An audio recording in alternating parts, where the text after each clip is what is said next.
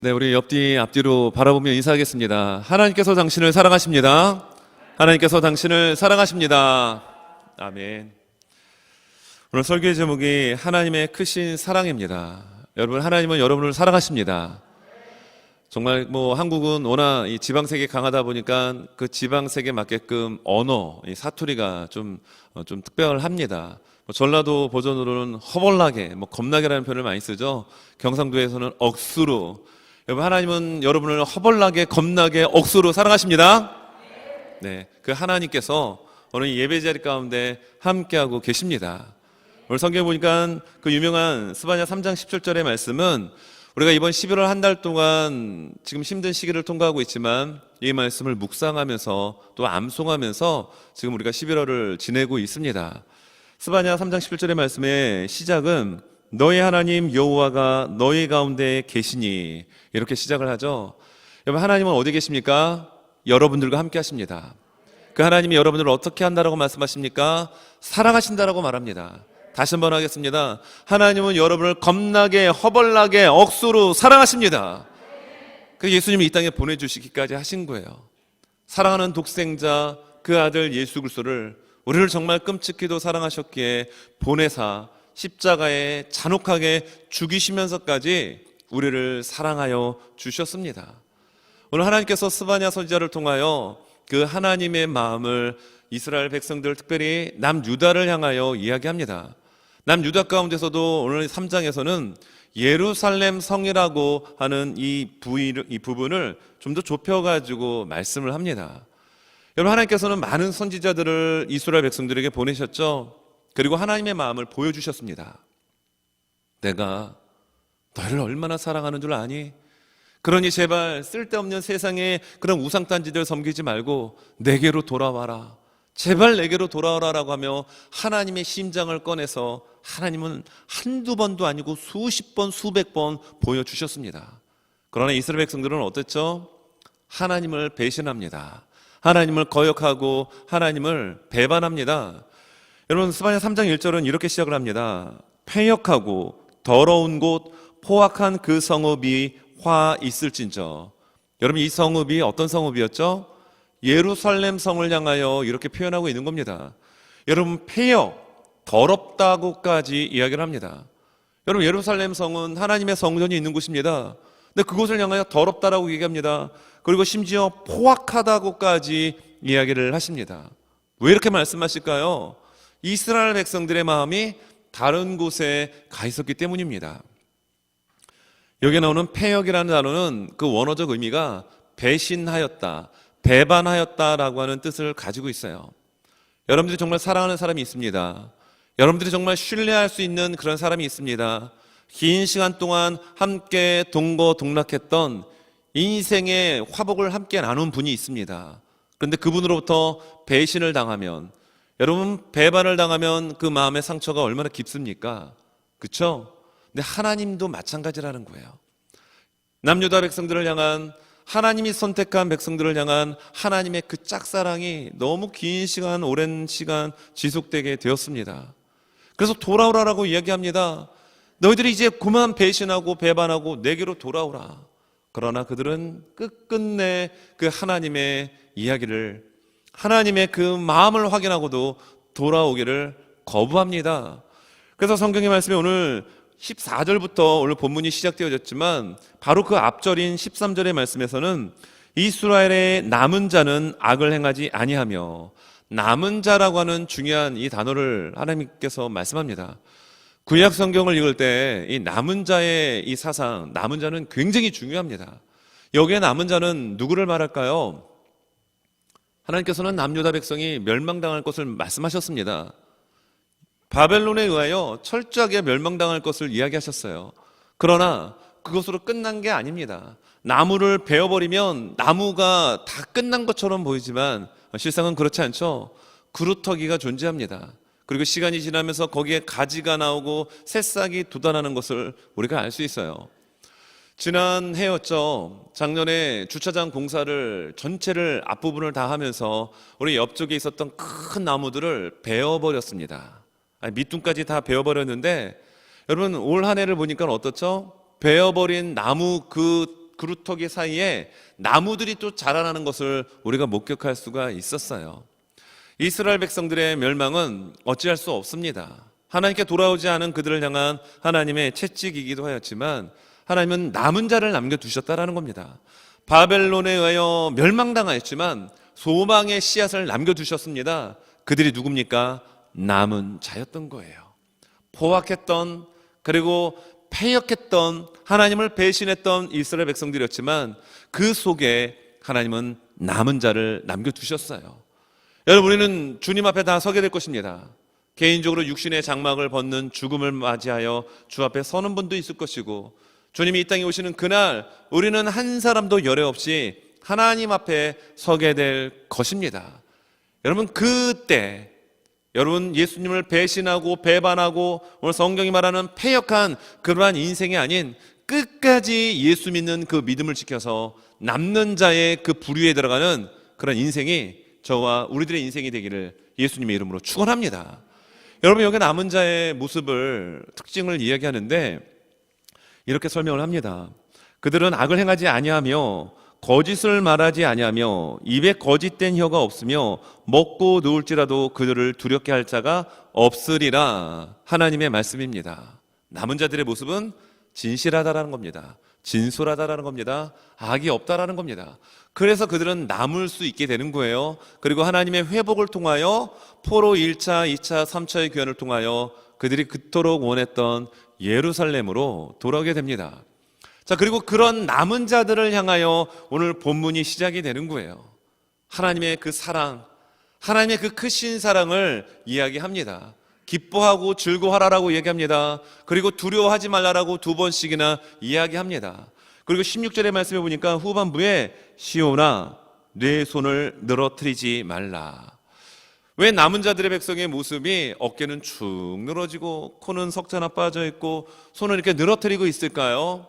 그들의 현실이 여러분 참담하기 때문이겠죠.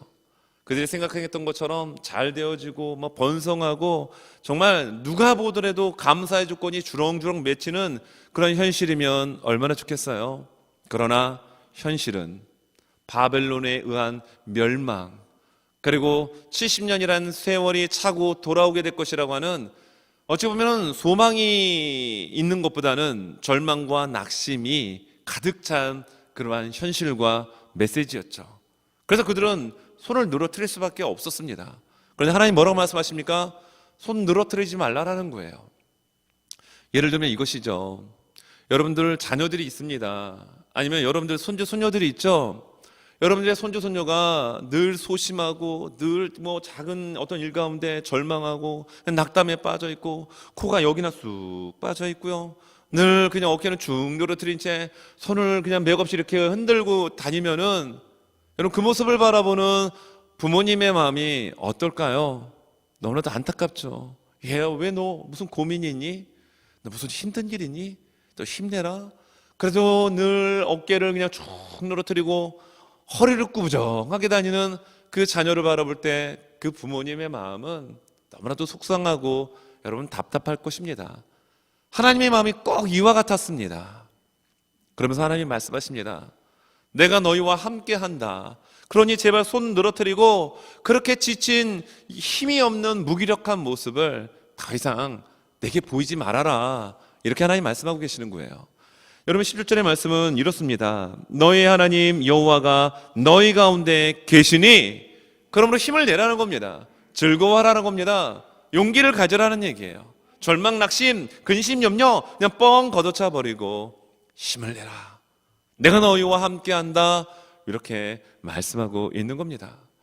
여러분 오늘 성경을 바라보면서 오늘 본문에 나타나시는 하나님의 크신 사랑, 자, 그 크신 사랑을 우리에게 주신 하나님은 구체적으로 오늘 본문 17절에서 어떤 하나님으로 우리에게 나타나고 있는가 한 3가지로 말씀을 전하고자 합니다. 여러분 하나님의 그 크신 사랑을 우리에게 부어주시는 하나님은 우리에게 구원을 베푸실 전능자 하나님이십니다. 우리는 이것을 믿습니다. 자, 17절에 보면 너희 하나님 여호와가 너희 가운데 계시니 그는 구원을 베푸실 전능자이시라 라고 말씀합니다. 하나님이 어떤 하나님이라고요? 구원을 베푸실 전능자이시다. 이렇게 말씀하십니다. 성경을 보게 되면 여러분 구원이라고 하는 단어가 참 많이 나오죠. 그런데 이 구원이라는 단어가 참 여러 가지로 사용을 합니다. 한국말로는 딱 구원인데 이 구원이 다양하게 사용되는 것을 성경에서 우리가 찾아낼 수가 있습니다. 먼저는 여러분 죄에서 죄 사함 받는 것을 구원이라고 얘기합니다. 이것이 굉장히 중요하죠. 그리고 질병에서 노임을 받아서 건강해질 때 이것을 구원이라고 얘기합니다. 이 장면은 특별히 구약에도 많이 나오지만 예수님께서 사역하셨던 그 복음서에 보면 이 표현들이 많이 나와요. 질병, 문둥병이 되었든 앞을 못 보는 시각장애자가 되었든 아니면 안진병이든 중풍병자든 혈루증이든 그 어떤 질병을 갖고 있다 할지라도 질병에서 노임을 얻어 건강하게 회복되어지는 장면이 여러분 얼마나 많이 나옵니까? 우리 교회에 연로하신 권사님, 집사님, 성도님들 중에 질병 가운데 계신 분이 있다면 이 질병에서 노임을 받아 건강을 회복해야 되는 이 구원의 역사가 있기를 바랍니다. 질병에서 건강케 되는 것, 이것을 또 구원이라고도 사용하고 있어요. 또 가난한 인생이 부유하게 되는 것을 구원이라고 하는 경우도 있습니다. 여러분 적군의 공격, 적으로부터의 그러한 외침 속에서 여러분 보호받는 것을 구원받았다라고 사용하기도 합니다. 또 하나님의 심판으로부터 자유를 얻는 것을 구원이라고 사용합니다. 또 죽음에서 생명으로 옮겨지는 것을 구원받았다라고 사용하기도 합니다. 이처럼 구원이라고 하는 한 단어는 이렇게 다양하게 성경에서 사용을 하고 있습니다. 예컨대 이런 것입니다. 여러분 이스라엘 백성들은 430년 동안 종노릇했습니다. 말 그대로 자유, 인권 이런 거는 휴지통에 갖다 버린 지 무려 430년이나 긴 시간 동안 그들은 정말 고생하며 하루하루를 근근히 살아갑니다. 그들의 울부짖음, 그들이 하나님을 향하여 소리 지르는 것을 하나님이 들으시고 모세를 통하여 그들을 탈출시킵니다. 이것이 출애굽이었죠. 출애굽하고 난 다음에 다 되는 줄 알았더니만 앞에는 홍해가 가로막고 있었습니다. 그리고 마침 또 바로의 마음이 변심이 되어서 600승의 병거를 이끌고 추격해 옵니다. 여러분 뒤에서는 군대가 이스라엘 백성들을 잡기 위해서 먼지를 일으키며 쫓아오고 앞에는 홍해가 떡하니 버티고 있어서 도망할 길이 완전히 차단된 사면 초가의 위기 상황을 그들이 맞이합니다. 여러분 이때 하나님께서 그들을 향하여 뭐라고 말씀하시죠? 성경에 보니까 출애굽기 14장 13절 14절에 모세가 백성에게 이르되 너희는 두려워하지 말고 가만히 있어서 여호와께서 오늘 너희를 위하여 행하시는 구원을 보라. 너희가 오늘 본 애굽 사람을 영원히 다시 보지 아니하리라. 여호와께서 너희를 위하여 싸우시리니 너희는 가만히 있을지니라. 이렇게 말씀하고 있습니다. 430년 동안 주인으로 모셨던 바로가 여러분 군대를 이끌고 추격해 오는 사실이 이 이스라엘 백성들에게는 간담을 서늘케 할 정도가 아니고요, 그 자리에서 졸도할 정도의 엄청난 충격이었습니다. 도망할 길이라도 있으면 그나마 다행이게요. 그런데 사면 초과의 상황입니다. 하나님 뭐라고 말씀하십니까? 너희를 위하여 행하시는 구원을 보라. 그 구원은 어떤 구원이었습니까? 가로막혔던 홍해를 하나님의 반토막 내셔서 길을 내시고 그 땅을 마른 땅이 되게 하사 건너가게 하신 사건을 구원이라고 말씀합니다. 여러분 코로나는 우리에게 많은 장애물들을, 많은 문제를 우리 앞에 쌓아놓고 있습니다. 우리의 힘으로는 그거를 뚫고 나갈 여력이 없어요. 그래서 우리는 힘들어합니다. 두려워합니다. 절망합니다. 오늘 성경에 나오는 이스라엘 백성들의 어깨처럼 쭉 쳐져 있습니다. 두 손은 쭉 늘어진 채 있습니다. 그러나 성경은 말씀합니다. 하나님은 말씀하십니다. 오늘날 너를 위하여 행하시는 구원을 보라. 홍해가 있습니까? 가르시는 하나님이십니다. 그래서 하나님은 전능자 하나님이신 거예요. 우리의 눈에는 홍해이지만 하나님이 보실 땐 아무것도 아닙니다. 여러분의 삶 가운데 홍해가 있습니까? 여러분을 짓누르는 문제가 있습니까? 하나님은 그것을 가르실 수 있는 전능자 하나님이십니다. 모든 것을 하실 수 있는 하나님. 오늘 성경은 그 하나님을 향하여 그는 구원을 베푸실 전능자이시라. 여러분, 전쟁을 맞이한 왕이 있었습니다. 여호사밧 왕이 믿음으로 살려고 했는데 모압과 암몬이 연합해가지고 쳐들어옵니다. 여호사밧은 믿음의 왕이었기 때문에 백성들로 하여금 금식을 선포케 합니다. 그리고 기도합니다. 그런데 그들의 공격이 멈추지 않고 계속 점점 그들의 턱 밑까지 다가오게 됩니다. 이때 여호사밧 왕이요, 이 큰 무리가 지금 쳐들어오고 있는데 그들을 대적할 능력이 우리에게는 없습니다. 나는 아무것도 할 수 없고 할 줄도 모릅니다. 왕이 이런 얘기를 합니다. 그러면서 내가 할 수 있는 것은 오직 주님만을, 주만을 바라봅니다. 이런 얘기를 해요. 우리 교회 공동체 안에는 다 믿음의 사람들이기 때문에 이 이야기 가운데 은혜가 될 겁니다.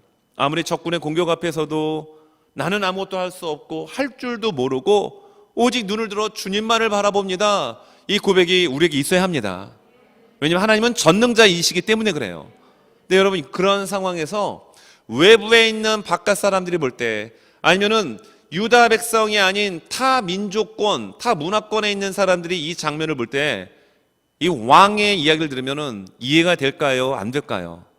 이해가 되질 않죠. 무슨 왕이 저래? 뭐 이렇게 무기력해? 무슨 대책이 없어? 아니, 아무것도 할 줄도 모르고 할 수도 없다고? 그럼 왜 왕이야? 이런 이야기를 분명히 했을 것입니다. 그러나 여러분, 세상의 시각과 믿음의 시각은 달라요. 인간의 생각과 하나님의 생각은 다릅니다.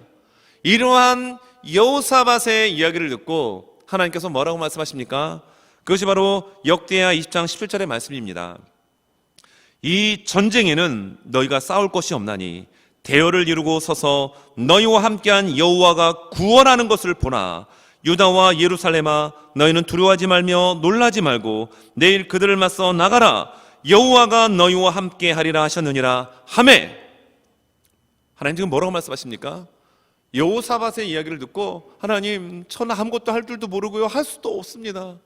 눈을 들어 그저 주님만을 바라보는 것이 내가 할 수 있는 최선의 일입니다. 근데 주님만을 바라보는 그 일이 정말 최선의 일이 되었고, 최고의 전능자 되시는 하나님께서 그 전쟁 가운데 역사하셔서 세일상 거민이 그 전쟁 가운데 개입하게 되고, 그리고 모압과 암몬이 서로 치고받고 싸우다가 다 지리멸렬하여 전멸하게 됩니다. 그리고 여호사밧은 무엇을 할까요? 사람들을 데리고 와서 그들이 가지고 왔던 수많은 전리품들을 챙기는 데만 수일이 걸리게 됩니다. 하나님은 전능자이십니다. 하나님은 능력의 하나님이십니다. 우리의 힘으로는 이길 수 없는 대적이 진치고 나를 쳐들어온다 할지라도 하나님께서 도우시고 하나님의 구원의 역사가 일어나니까 오히려 그들이 여호사밧을 곤란하게 하고 남유다를 공격하려고 했던 그 전리품들이 누구의 것이 되고 합니까? 남유다의 것이 되게 됩니다. 하나님의 일은 이렇게 진행될 때가 너무나도 많습니다. 여러분, 구원이라는 단어는 여러 가지 용도로 사용되고 있죠. 홍해를 가르시는 그것을 구원을 보라라고 얘기합니다. 적군의 공격 가운데서도 하나님은 여호와의 구원을 목도하라라고, 보라라고 말씀하고 있습니다. 더욱 중요한 구원의 의미가 있죠. 바로 그것은 우리를 죄에서 구원하여 주시는 것입니다. 그럼 마태복음 1장 21절은 예수님의 이름의 뜻을 이렇게 우리에게 설명하죠. 자, 우리 한번 스크린 보며 같이 한번 말씀을 읽도록 하겠습니다. 시작. 아들을 낳으리니 이름을 예수라 하라. 이는 그가 자기 백성을 그들의 죄에서 구원할 자이심이라 하니라. 아멘. 여러분, 예수님의 이름은 능력이 있습니다. 예수님의 그 이름은 파워풀합니다. 악한 사단, 마귀, 귀신도 예수 그리스도의 이름 앞에 굴복하고 두려워 벌벌 떱니다. 근데 예수의 이름의 뜻이 무슨 이름입니까? 어떤 의미를 담고 있습니까? 자기의 백성을 그들의 죄에서 구원할 자. 여러분, 우리는 죄인입니다. 다 죄인이에요. 죄로 이미 우리는 죽은 존재입니다. 죄로 죽을 수밖에 없는 존재가 아니라 에베소서의 2장의 말씀처럼 죄와 허물로 죽은 존재예요. 죽은 시체가 무슨 힘이 있습니까? 죽은 소홍장이 무엇을 할 수 있습니까? 그러한 존재가 우리예요. 그런데 예수 그리스도로 말미암아, 예수님을 믿는 믿음으로 말미암아 그 이름의 뜻 예수처럼 그 죄에서 우리를 건져내어 주신 것이 구원의 참뜻입니다. 오늘 그 하나님께서 우리에게 말씀하십니다. 하나님께서 너희와 함께 하고 있다.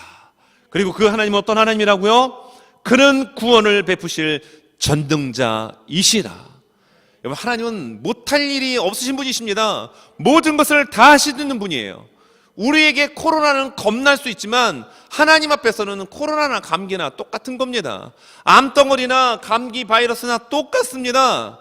왜냐하면 하나님은 전능하신 하나님이시기 때문이에요. 그 하나님이 여러분과 함께 하십니다. 우리 교회 공동체에, 여러분의 개인의 삶 가운데, 여러분의 가정 속에, 여러분의 지금 힘들게 분투하고 있는 사업장 가운데 하나님께서 함께하고 계십니다. 본문에 나타나는 사랑이 크신 하나님은 또 어떤 모습으로 우리에게 비춰지고 있습니까? 오늘 두 번째 보니까 우리로 인해 기쁨을 이기시지 못하시는 하나님으로 우리에게 설명하고 있습니다. 묘사해 주고 있습니다. 자, 17절 중반절에 보면 그가 너로 말미암아 기쁨을 이기지 못하시며, 여러분 자녀들을 키우시는 분은 이 부분이 참 이해가 될 거예요. 특별히 자녀들을 다 키운 이런 세대에 있는 연령층에 있는 분들보다는 지금 아이를 갓 출산한, 갓 이제 태어난 그런 어머니의 입장에서 이 말씀을 읽으면은 그 말씀이 이해가 될 거예요. 아니면 어르신들 같은 경우는 사랑하는 손주, 손녀들을 이렇게 볼 때 이 말씀을 아주 격하게 공감하실 수가 있을 겁니다. 여러분 자녀들을 볼 때 참 사랑스럽죠. 아멘을 안 하시는 거 보니까 자녀들이 많이 속썩이나요? 자녀들 이렇게 잠자고 있는 모습, 다 큰 뭐 수염 이렇게 나오고 막 그냥 엄마, 아빠 뭐 이렇게 들이대는 다 큰 아들 말고요, 딸들 말고 갓 태어난 아기들 볼 때 너무 사랑스럽지 않던가요? 저에게는 두 아들이 있습니다. 목매달이죠. 두 아들이 있는데 뭐 지금 한참 뭐 사춘기를 통과하고 있는 과정에 있어요. 근데 이제 앱 중에 에버노트라고 하는 좋은 앱이 있습니다. 여기엔 좋은 것들을 다 이렇게 저장할 수가 있거든요. 근데 제가 예전에 기록했던 그 사진들을 이렇게 한번 이렇게 본 적이 있었습니다. 2주 전인가 3주 전에요. 그러니까 제가 말레이시아 말라카 있을 때 그때 뭐 꼬맹이들이죠. 꼬맹이들 뭐 4살, 5살, 그 어린 사진도 있고요. 에버노트에 이렇게 저장한 사진을 이렇게 쭉쭉 넘기면서 입꼬리가 이렇게 쭉 올라가는 저 자신을 볼 수가 있었습니다. 왜냐하면 참 그 사진 하나만 이렇게 보고만 있어도 가슴이 뭉클해지고요. 왜 이렇게 그냥 마냥 행복한 거예요. 너무 행복한 거예요. 여러분 힘든 일 있으십니까? 지금 뭐 속상한 일 있으신가요? 하나님의 말씀을 통하여 위로받으십시오. 그러나 여러분 자녀들 어렸을 때 사진들, 너무너무 정말 사랑스러웠던 그 사진들 한두 개쯤은 있을 거 아니에요. 그 한번 이렇게 보십시오. 그러면 너무 행복해집니다. 정말 입꼬리가 이렇게 쫙 올라가요. 너무 기분이 좋아집니다. 네, 해피바이러스가 이 머리부터 발끝까지 쫙 번져나가는 것을 여러분 경험할 수가 있습니다. 바로 그걸 말씀하는 거예요. 하나님께서 속썩이는 1절에서 말하는 패역한, 하나님 배신하고 배반하고 우상에게 가서 영적 간음하는 그들을 향하여 하나님 이렇게 말씀하지 않고요, 남은 자, 끝까지 믿음을 지킨 그 남은 백성들을 향하여 하나님 이 메시지를 지금 주고 계시는 거예요. 그저 바라만 봐도 사랑스럽고 그냥 쳐다만 봐도 행복한 너, 바로 우리를 향하여 하나님 그렇게 말씀하고 계십니다. 그러니까 예배를 드리는 여러분들, 또 2부 예배 설교를 듣고 있는 우리 사랑하는 믿음의 식구들, 하나님께서 여러분들을 바라보시면서 이렇게 흐뭇한 미소로 여러분 기쁨을 주체하지 못하고 계심을 여러분 믿으셔야 합니다. 여러분 누가복음 15장에 보면은 3가지의 비유가 나오죠. 한 마리의 양을 잃어버린 목자가 양을 헤매이다 찾는 장면. 두 번째, 잃어버린 동전, 성경은 드라크마라고 얘기합니다. 결혼 목걸이에 들어간 동전입니다. 그거 잊어버렸다가 찾은 한 아주머니 여인의 모습. 또 세 번째는 집을 가출한 둘째 아들, 다 재산 잃어버리고 허랑방탕한 곳에 다 허비한, 정말로 아버지의 속을 시커멓게 속였던 둘째 아들이 집으로 돌아오는 이야기를 그리고 있습니다. 공통점은요, 양을 잃어버렸던 목자가 양을 찾고 너무 기뻐가지고요, 양을 어깨에다 짊어매고 나옵니다. 양은 끌고 가야 되는 거 아닌가요? 근데 양을 찾은 게 얼마나 기뻤더니 어깨에다 짊어매고 막 휘파람 불며 내려옵니다. 그리고 사람들을 초대해가지고 나와 함께 즐기자, 파티하자는 얘기입니다. 동전을 찾았던 아주머니가 어떻게 반응하죠? 어떻게 얘기합니까? 너무 기쁜 나머지 사람들에게 나와 함께 이 기쁨을 즐기자라고 이야기합니다. 집 나간 자식이 돌아왔을 때 아버지가 달려나갑니다. 그리고 껴안습니다. 포옹합니다. 그리고 송아지를 잡습니다. 잔치를 배설합니다. 자신의 손가락에 있는 가락지를 꺼내어 그 속썩이는 못된 망아지 같은 자식에게 손가락에 끼워주며 내 사랑하는 아들이라고 하며 여러분 품는 그 모습, 어떤 모습인가요? 정말 주체할 수 없을 정도로 사랑을 퍼주는 하나님의 모습을 이 세 가지의 비유를 통하여 이야기하고 있는 거예요. 그런데 끝까지 믿음을 지켰던 남은 자들을 향하여 하나님 그렇게 말씀하시는 겁니다. 여러분, 이 시간 예배를 드리는 우리 여러분들을 바라보며 하나님께서 정말 기쁨을 주체하지 못하시는 이 모습이 여러분의 눈에 보여질 수 있기를 바랍니다. 네. 여러분, 오늘 본문에 나오시는 이 하나님, 우리를 바라보시며 기쁨을 주체하지 못하는 이 하나님이 바로 나의 하나님, 우리의 하나님임에 감사할 수 있기를 바랍니다. 여러분, 세 번째는 오늘 본문에 나타나시는 크신 하나님의 사랑을 보여주는 하나님은요, 어떤 모습으로 비춰지고 있느냐? 우리를 잠잠히 사랑하시는 하나님이라는 겁니다. 사랑하시되 끝까지 포기하지 않고 잠잠히 사랑하시는 하나님, 무슨 남비처럼 확 달아올랐다가 식는 이러한 사랑이 아니라 생명을 버리시기까지 우리를 잠잠히 사랑하시는 그 하나님의 사랑을 오늘 성경 17절에서 우리가 말씀합니다. 자, 한번 성경 볼까요? 여기 보니까 너를 잠잠히 사랑하시며 너로 말미암아 즐거이 부르며 기뻐하시리라 라고 말씀하고 있죠. 너를 어떻게 해요? 잠잠히 사랑하시는 하나님의 모습을 우리에게 말씀합니다. 여러분, 성경을 보니까 로마서 5장에 참 하나님의 사랑을 우리에게 이야기하는데 어떻게 얘기하냐면 로마서 5장 8절을 한번 보겠습니다. 우리가 아직 죄인 되었을 때 그리스도께서 우리를 위하여 죽으심으로 하나님께서 우리에 대한 자기의 사랑을 확증하셨느니라. 하나님과의 관계가 어떤 관계예요? 아직 죄인 되었을 때. 여러분, 그 앞부분에 보면은 우리가 아직 연약했을 때 경건하지 않은 자를 위하여 십자가에 달려 돌아가신 예수님을 이야기합니다. 우리가 연약했을 때, 그리고 하나님과 우리의 관계가 의인이 아닙니다. 아직 회복되기 전인 죄인 되었을 때 예수님께서 어떻게 해요? 우리를 위하여 죽으심으로 하나님께서 우리에게 대한 그 사랑을, 내가 얼마나 너희를 사랑하는 줄 아니? 자, 내가 한번 증거로 한번 보여줄까라고 보여주신 그 사랑, 십자가의 사랑을 이야기합니다. 우리가 죄인 되었을 때, 연약했을 때, 그리고 하나님과 원수가 되었을 때, 하나님과 등을 돌린 원수가 되었을 때 예수로서의 그 십자가의 죽으심, 독생자 예수님의 죽으심을 통하여 하나님께서 그 예수님의 죽음을 화목제물로 받으셔서 하나님과 우리의 관계를 화평케 하시는 모습을 우리에게 보여주고 있습니다. 여러분이 사랑하는 것이 있나요? 여러분의 재산 목록 1호가 있습니까? 가장 중요하게 여기는 그 어떤 것이 있습니까? 아무리 그러한 것이 있다 할지라도 자식을 죽이면서까지 그것을 지키고 싶은 부모는 이 세상에 존재하지 않을 것입니다. 그런데 하나님께서 독생자 예수 그리스도를 잔혹하게 잔인하게 죽이시면서까지 우리를 구원해 주셨습니다. 우리를 사랑해 주셨습니다. 잠잠히 사랑하여 주시는 하나님의 사랑, 이것이 하나님이다라는 것을 우리에게 보여주고 있어요. 오늘 본문에 나타나시는 하나님은 어떤 모습입니까? 하나님의 그 크신 사랑을 우리에게 어떻게 나타내 주고 계십니까? 구원을 베푸실 전능자의 하나님으로, 그리고 그 우리를 바라보시며 기쁨을 주체하지 못하시는 그 하나님의 모습으로, 그리고 잠잠히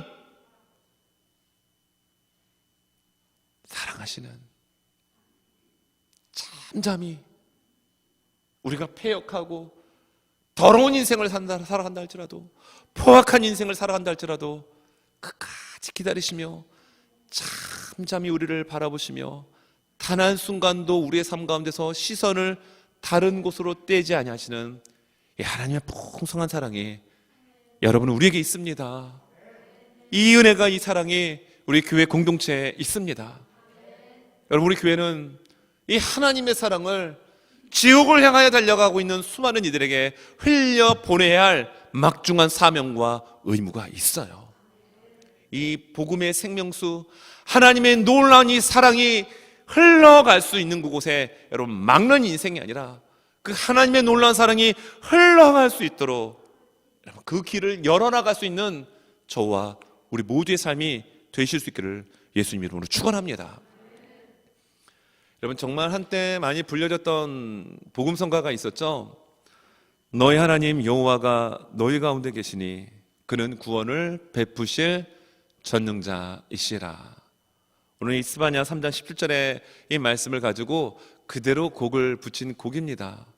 참 어찌 보면 때로는 힘들고 낙심됐을 때 누군가가 내 곁에 계시는데 그분이 바로 구원을 베푸실 전능자 하나님이라면, 여러분 우리 삶에 있는 그 어그러진 삶의 부분들, 정말 힘든 그 삶의 자리는 한번 박차고 일어날 수 있는 기회가 될 수 있습니다.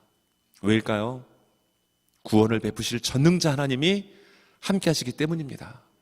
말씀 가운데도 이야기했던 것처럼 우리 앞에 홍해가 있다 할지라도, 뒤에서 적군이 나를 잡기 위해서 추격해 오고 있다 할지라도, 여러분 그 자리 가운데 전능자 되시는 하나님이 함께 하시면 되는 거예요.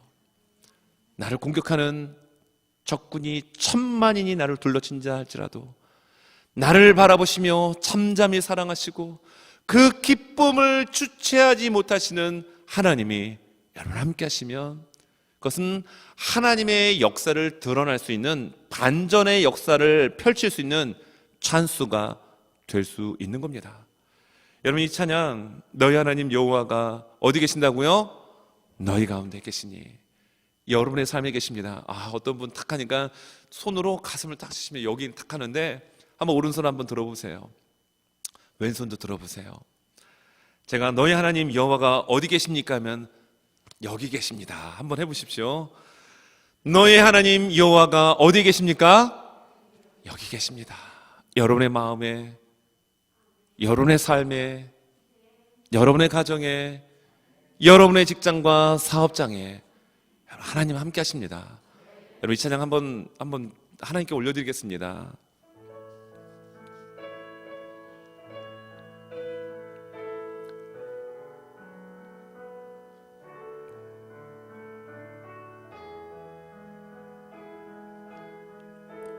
너희 하나님 여호와가 여러분과 함께 하십니다. 너의 하나님 여호와가 너의 가운데 계시니 그는 구원을 베푸실 전능자시라.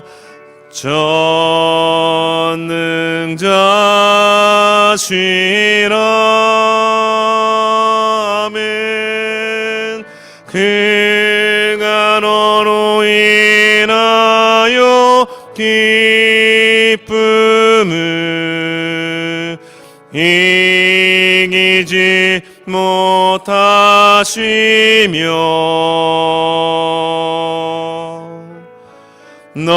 너를 잠잠히 사랑하시며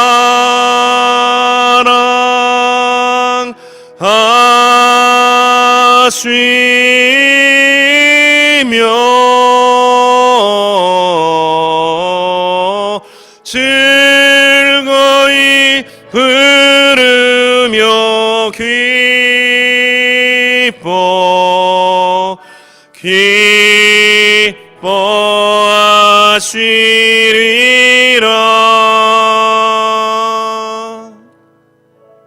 아멘이죠?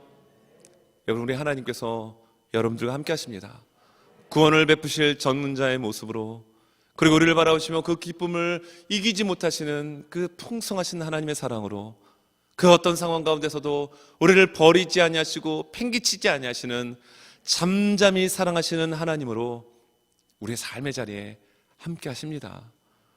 오늘 예배를 드리는 모든 분들, 또 이 시간 말씀을 듣는 우리 사랑하는 교회 공동체, 우리 믿음의 식구들 가운데는 누구에게도 말할 수 없는 그 아픔이 있는 분들이 계실 것입니다. 그러나 그 아픔 가운데 여러분 함께하고 계심을 잊지 마십시오. 그 하나님은 힘이 없으신 하나님이 아니라 전능자의 하나님으로 여러분과 동행하시고 함께하심을 여러분 우리는 믿습니다. 하나님의 사랑은 큽니다. 그 크신 하나님의 사랑을 이번 한 주 동안 가슴 벅차도록 경험하는 여러분들이 되실 수 있기를 예수님의 이름으로 축원합니다.